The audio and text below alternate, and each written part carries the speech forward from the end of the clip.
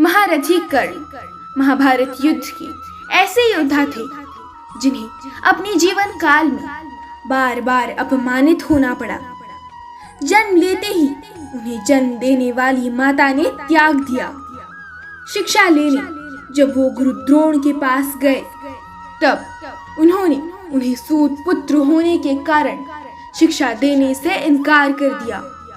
तब उन्होंने एक ब्राह्मण का रूप धारण कर भगवान परशुराम से शिक्षा ग्रहण की, किंतु वहां भी उन्हें अपमानित ही होना पड़ा, क्योंकि शिक्षा पूर्ण होने के पश्चात भगवान परशुराम को जब ये बात पता चली कि ये एक ब्राह्मण पुत्र नहीं बल्कि एक सूत पुत्र है, तब उन्होंने कर्ण को श्राप दे दिया कि जब तुम्हें तुम्हारी इस विद्या की सबसे अधिक आवश्यकता होगी तभी तुम्हें अपनी विद्या का विस्मरण हो जाएगा।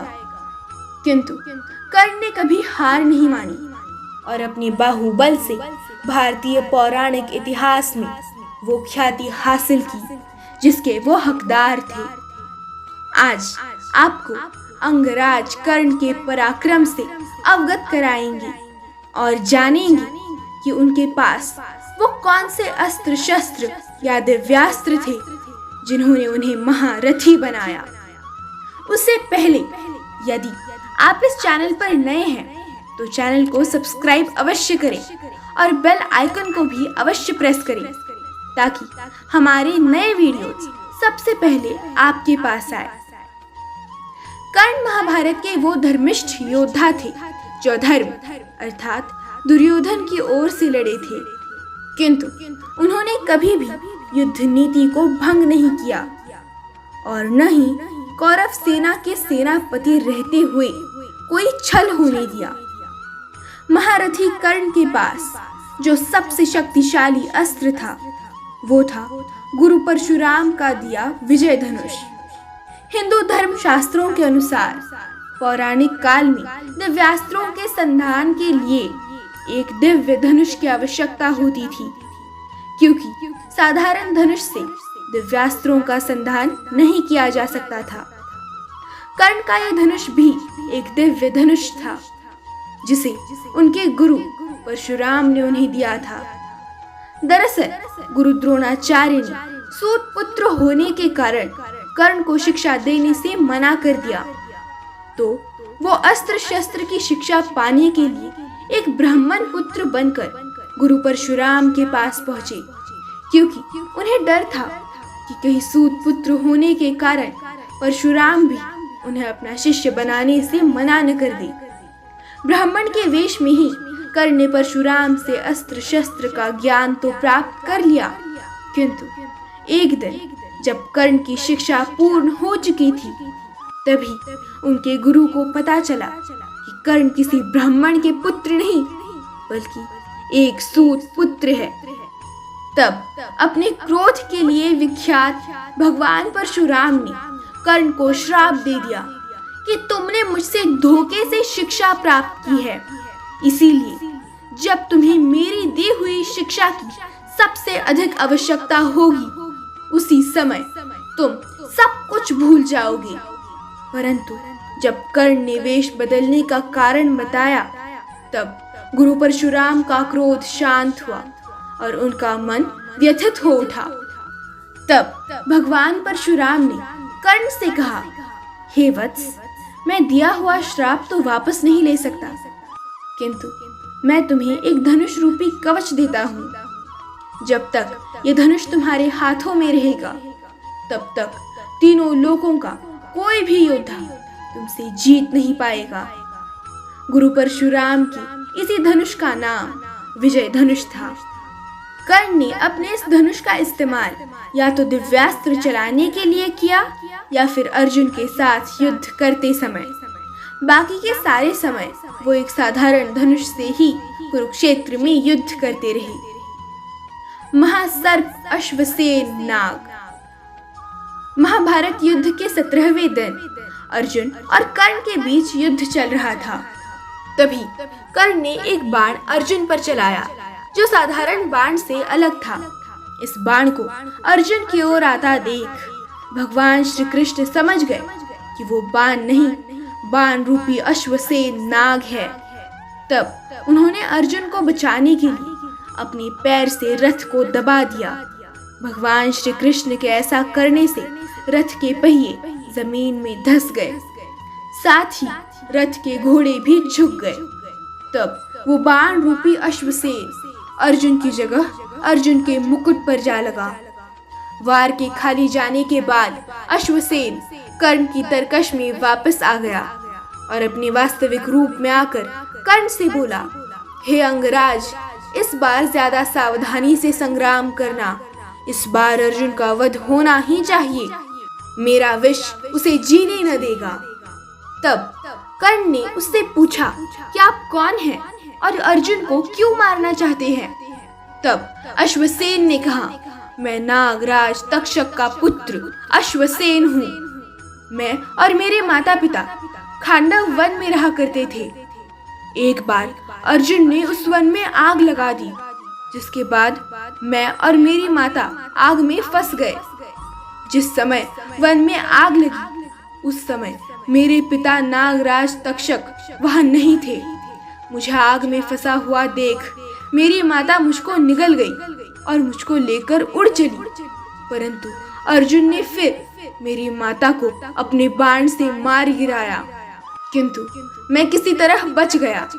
जब मुझे ये बात पता चली कि मेरी माता को अर्जुन ने मारा है, तभी से मैं अर्जुन से प्रतिशोध लेना चाहता हूँ और इसी कारण आज मैं बाण का रूप धारण कर आपकी तरकश में आ घुसा।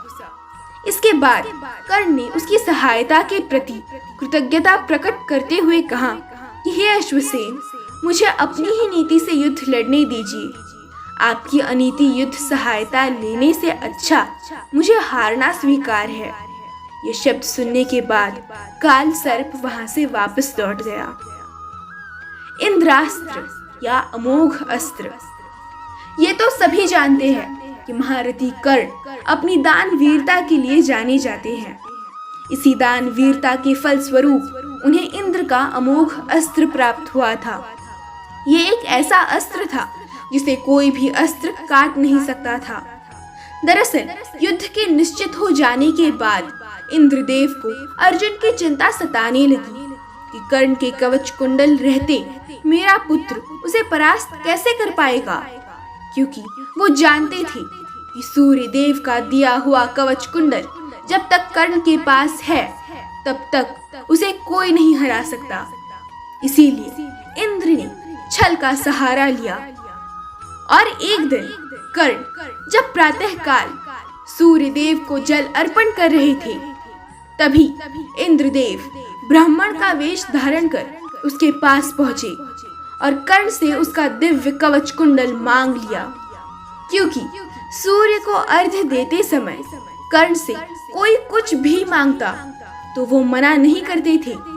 इसीलिए उसने ब्राह्मण रूपी इंद्र को अपना कवच कुंडल दान में दे दिया और फिर उस ब्राह्मण से बोले कि हे ब्राह्मण, आप अपने असली रूप में आ जाइए, क्योंकि मैं जानता हूँ कि आप कोई ब्राह्मण नहीं अपितु देवराज इंद्र है, और मैं ये भी जानता था कि आज आप मुझसे कवच कुंडल मांगने वाले हैं। कर्ण के मुख से ऐसी बातें सुनकर देवराज इंद्र उसी समय अपने असली रूप में आ गए और बोले कि हे कर्ण, तुम्हें मेरे बारे में किसने बताया, और जब तुम जानते थे तो आज सूर्य को अर्घ्य दिया ही क्यों? तब कर्ण ने कहा कि हे देवराज इंद्र, मुझे ये सारी बातें मेरे पिता सूर्य देव ने रात में बताई और मुझे सुबह अर्घ्य देने से भी मना किया, परंतु हे देवराज, अब आप ही बताइए कि मैं अपने धर्म से विमुक्त कैसे हो सकता था। तब इंद्रदेव ने कहा कि हे कर्ण, तुम महान हो। इस दुनिया में आज तक तुमसे बड़ा दानवीर न कभी हुआ है और न पृथ्वी के अंत काल तक कोई होगा। आज के बाद दानवीर कर्ण के नाम से तुम जाने जाओगे। इसके अलावा मैं तुम्हें अपना अमोघ अस्त्र भी देता हूँ। इसका इस्तेमाल तुम केवल एक बार कर सकोगी। इसका जिस किसी पर संधान करोगी उसे इस ब्रह्मांड की कोई भी शक्ति नहीं बचा सकेगी, किंतु तुम जिस पर यह अस्त्र चलाओगी वो तुम्हारे सामने होना आवश्यक है। इसके बाद देवराज वहां से अंतर्ध्यान हो गए। जब महाभारत युद्ध शुरू हुआ तब कर्ण ने अपनी ये शक्ति अर्जुन के लिए बचा कर रखी, किंतु भगवान श्री कृष्ण ने भीम और हिडिंबा के पुत्र घटोत्कच को युद्ध में शामिल कर कर्ण को इंद्र के दिए अस्त्र को चलाने पर विवश कर दिया।